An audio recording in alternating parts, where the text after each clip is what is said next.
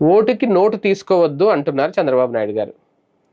వెంటనే కౌంటర్ ఏమొస్తుందంటే, ఓటుకు నోటు గురించి మీరే చెప్పాలా బాబు గారు అంటున్నారు. ఓటుకు నోటు అనే కేసు గుర్తొస్తే ముందు గుర్తొచ్చేది తెలుగుదేశం పార్టీయే. ఇప్పుడు ముఖ్యమంత్రిగా ఉన్న రేవంత్ రెడ్డి, అప్పుడు టీఆర్ఎస్ వాళ్ళు చేసిన స్టింగ్ ఆపరేషను, అప్పుడు ఎమ్మెల్సీలకు సంబంధించి వాళ్ళు ఇస్తా అన్న డబ్బులు రెడ్ హ్యాండెడ్గా సీసీ కెమెరాతో దొరికేసి ఫోన్లో బాస్ అనే పదం, ఆ బాస్ ఎవరు అనేది ఇప్పటికీ రివ్యూలు అవ్వలేదు.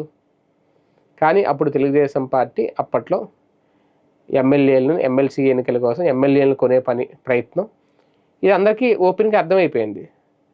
ఓటుకు నోటు వ్యవహారం ఎంత ప్రకంపనలు రేపిందో అప్పుడు ఉమ్మడి ఆంధ్రప్రదేశ్ రాజకీయాల్లో అందరికీ తెలిసిన విషయమే. అలాంటి ఓటుకు నోటు కేసు వ్యవహారానికి సంబంధించి అంత జరిగితే ఆంధ్రప్రదేశ్, అప్పుడు అక్కడ తెలంగాణలో అంత జరిగితే, ఇప్పుడు చంద్రబాబు నాయుడు గారు ఎవరు ఓటుకు నోటు తీసుకోకుండా ఓటు వేయండి అంటున్నారు.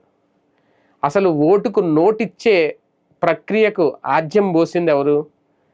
అసలు ఓటుకు నోటిచ్చి ఓటు కొన్న రాజకీయ పార్టీ ఫస్ట్ ఎవరు?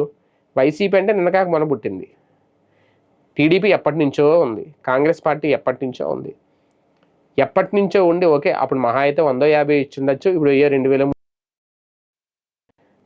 అంటే ఆ రేటు పెరగచ్చు. కాకపోతే అసలు ఓటుకి నోటు ఇవ్వాలనే ఆలోచన చేసింది ఈ రాజకీయ పార్టీలే కదా. ఇప్పుడు పరిస్థితి బాగాలేదు కాబట్టి, ఇప్పుడు సీన్ రివర్స్ అయ్యింది కాబట్టి ఇప్పుడు ఓటుకు నోటు తీసుకోవద్దు అని చెప్తున్నారు. నిజంగా ఓటుకి నోటు తీసుకోకుండా జనాలు ఓట్లు వేస్తారా? వీళ్ళు నోట్లు ఇవ్వకుండా ఓట్లు వేయించుకుంటారు.